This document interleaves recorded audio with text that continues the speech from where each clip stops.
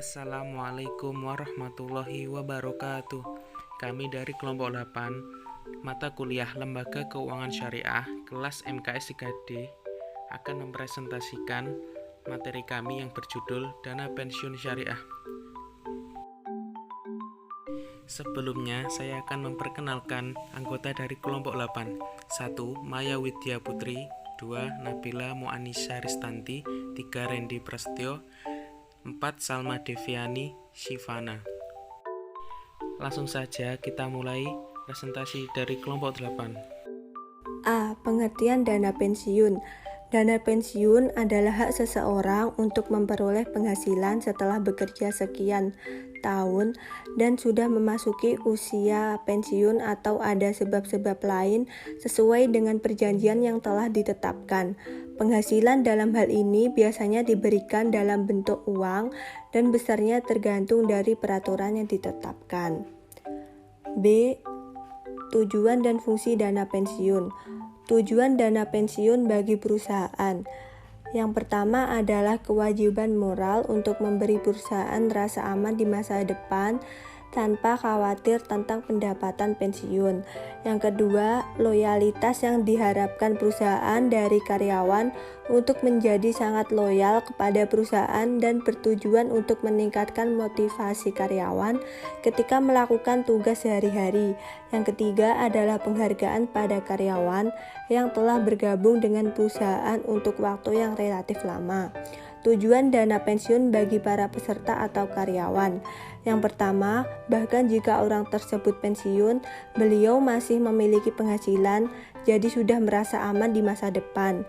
Yang kedua adalah kompensasi yang jauh lebih baik adalah bagi peserta yang menerima kompensasi tambahan bahkan jika mereka hanya bisa menikmatinya ketika mereka mencapai usia pensiun atau berhenti dari pekerjaan mereka.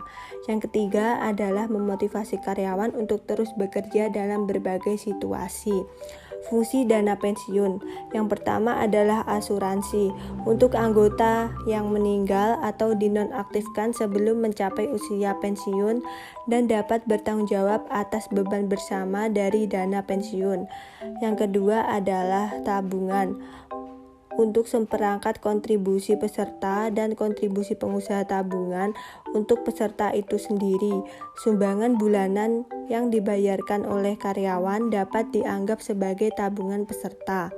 Yang ketiga adalah hasil pensiun dan manajemen mereka yang merupakan set lengkap kontribusi anggota dan kontribusi pemberi kerja bervariasi dari bulan pertama setelah mencapai usia pensiun dari kehidupan anggota sebagai janda atau janda anggota dalam berbagai bentuk itu dibayar dengan manfaat pensiun.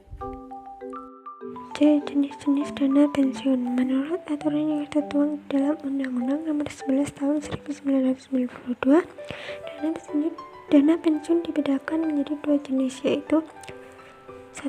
Dana pensiun pemberi kerja adalah program pensiun yang dilakukan oleh pemberi kerja atau perusahaan yang nantinya akan diberikan secara langsung kepada karyawan setelah memasuki usia pensiun.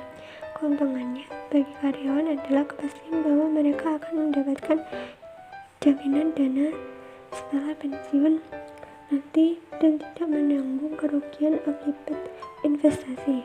Namun jenis dana pensiun DPPK ini belum dilakukan oleh semua perusahaan dan tidak semua karyawan bisa langsung ikut sebagai peserta.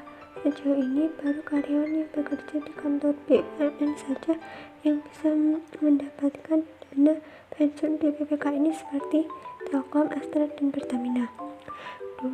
Dana pensiun lembaga keuangan, yaitu dana pensiun yang dikelola oleh badan berupa bank dan perusahaan asuransi.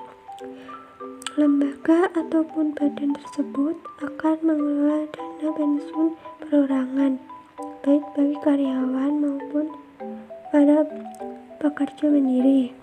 Pengelolaan dana pensiun tersebut dilakukan dengan program pensiun iuran pasti dan sifatnya sukarela. Siapa saja bisa menjadi pesertanya dengan jangka waktu yang telah ditentukan sesuai dengan besaran dana sesuai kesepakatan.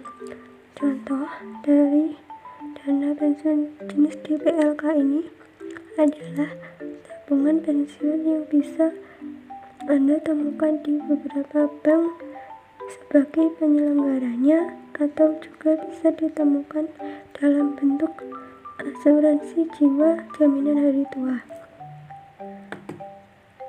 D. Manajemen kekayaan dana pensiun.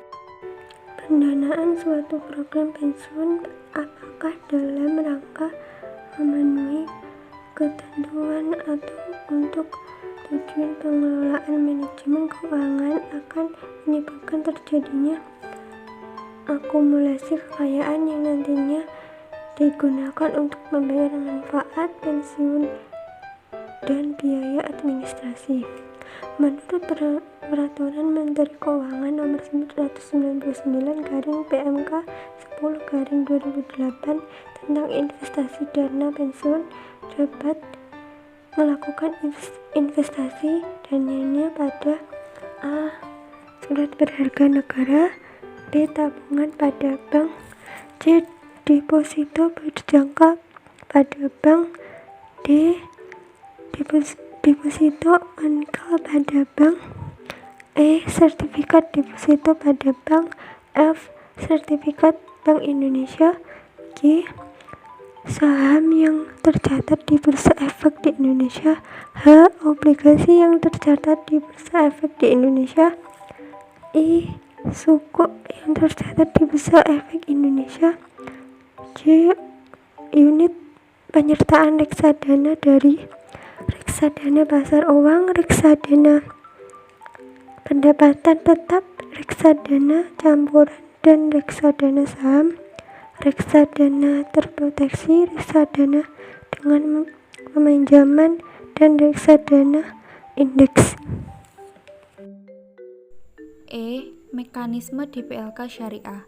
Menurut Fatwa Dewan Syariah Nasional Nomor 88/DSN/MUI/XI/2013 tentang pedoman umum penyelenggaraan program pensiun berdasarkan prinsip syariah, dana pensiun berdasarkan syariat Islam merupakan implementasi dari ajaran agama Islam yang berdasarkan Al-Quran dan Hadis dalam mengelola kekayaan di masa berkelimpahan atau masa muda yang digunakan untuk masa kekurangan kelak atau masa tua.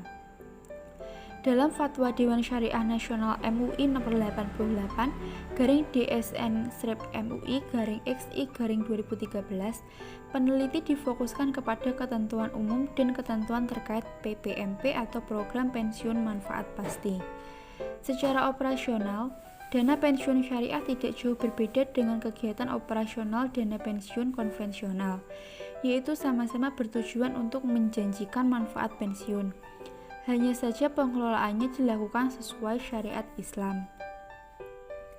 Secara garis besar, berdasarkan syariah Islam, konsep dasar dana pensiun yang perlu dipahami adalah 1. Akan digunakan dana pensiun syariah untuk memperjelas hak dan kewajiban semua pihak yang melakukan akad. 2. Investasi yang diperbolehkan pada dana pensiun syariah hanya pada instrumen investasi yang tidak bertentangan dengan prinsip syariah. Yang terakhir, Dewan Pengawas Syariah wajib dimiliki dana pensiun syariah guna mengawasi kegiatan operasional agar tetap sesuai dengan prinsip syariah yang nantinya akan memberikan laporan hasil pengawasan kepada OJK. F. Kebijakan dan kendala pengembangan dana pensiun syariah. Masih sedikit sekali proporsi masyarakat yang mau mengikuti program dana pensiun, kecuali pegawai negeri yang secara otomatis menjadi anggota Tespen dan Askes. Dengan berkembangnya lembaga keuangan dan bisnis syariah, rasa percaya, rasa memiliki dan kesadaran masyarakat terhadap pentingnya industri keuangan dan bisnis syariah yang terus membaik akan menjadi modal dasar yang penting. Untuk itu, kebijakan dan program akselerasi sangat dibutuhkan untuk mempercepat pertumbuhan dana pensiun syariah. Kebijakan dan program tersebut diharapkan mencukupi untuk dapat mendorong pertumbuhan dari sisi supply dan demand secara seimbang dan memperkuat permodalan manajemen dan sumber daya manusia bagi dana pensiun syariah. Kendala pengembangan dana pensiun syariah. Dalam konteks strategi pengembangan industri, dana pensiun syariah belum disentuh sedikit pun dalam kebijakan dan strategi pengembangan industri dana pensiun. Dalam konteks regulasi dana pensiun syariah, belum ada satupun peraturan dan fatwa yang mendukung, sehingga regulasi sebagai kerangka operasional dana pensiun syariah hanya mengacu pada pengaturan dana pensiun yang umum dan fatwa MUI yang juga umum, tidak bersifat khusus dan mendetail. Ketentuan investasi langsung dalam Undang-Undang Nomor 111992 tentang dana pensiun. Selama ini dana pensiun lembaga keuangan DPLK syariah mengeluhkan tentang produk investasi terkait mudharabah, mukhayadah, restricted investment yang berpotensi besar tidak dapat dimasuki oleh DPLK syariah. Sekian presentasi dari kelompok 8. Wassalamualaikum warahmatullahi wabarakatuh.